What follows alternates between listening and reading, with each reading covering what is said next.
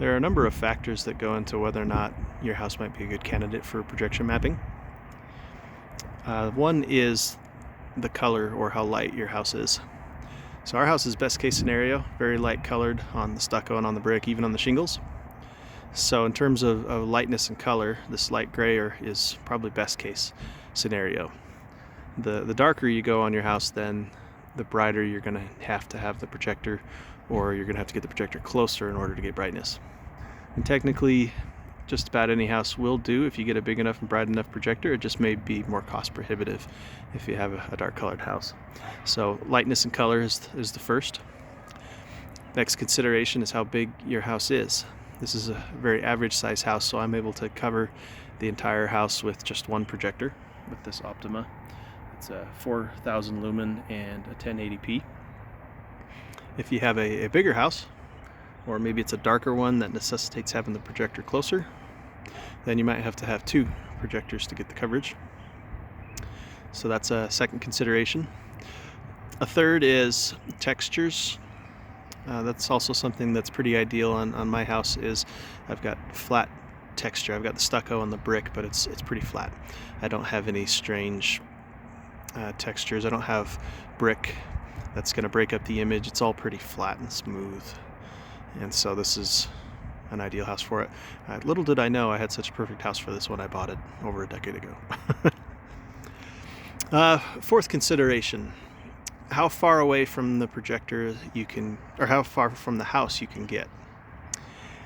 Now the short version of, if you have a short throw projector, on how to tell if you have enough yard space for it, you want to get the measurement of how wide the house is from this corner that we're going to project on this one, however wide that is in feet, and then roughly divide it by half, and that's how many feet away I would need in order to get coverage. Every projector is a little different, but that's a good rule of thumb.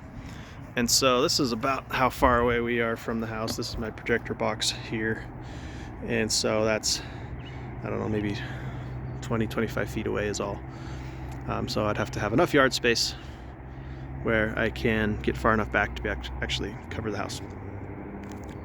Next consideration would be anything that's in the way, anything that would cast a weird shadow. I don't have a lot of bushes or trees, rocks, planters.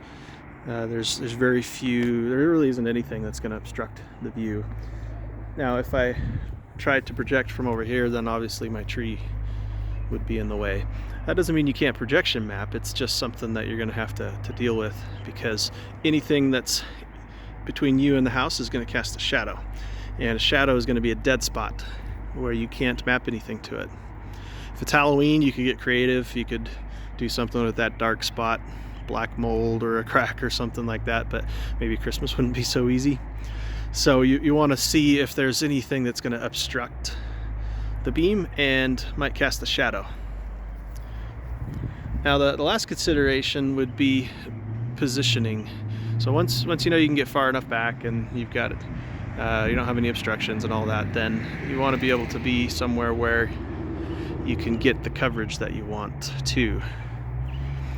If I come over to the right side here, then I can still cover that part of the garage, but it's such a steep angle now. Now we're starting to, yeah, you can adjust for all these different walls in the software, but there's a limit at which it'll look good.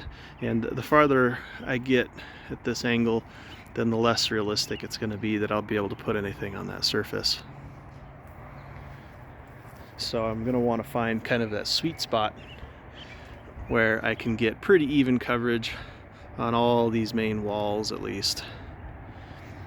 As an alternative, I could do straight on to the house. I just may then miss this inner wall. That would be the dead spot. I'd have things on all three of these surfaces, but I wouldn't have anything on the wall, and you could decide if that's a big deal to you or not.